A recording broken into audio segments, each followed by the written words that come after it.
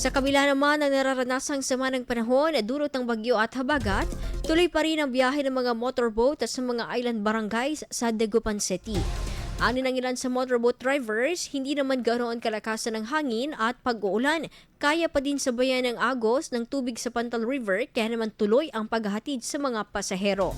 Ito rin kasi ang madaling transportasyon ng mga pasahero sa mga taga-island barangays na kung kaya't dito pa rin sila sumasakay kaysa mag-tricycle para umikot papunta ng city proper. Tuloy naman ang pagbabantay ng City Disaster Risk Reduction and Management Office sa kalagayan ng mga residente sa lungsod, lalo na ang mga nasa low-lying areas at maging ine-inspeksyon na rin ang ilan sa flood mitigation projects na sinasagawa habang nararanasan ang sama ng panahon. IFM News. IFM News. IFM News.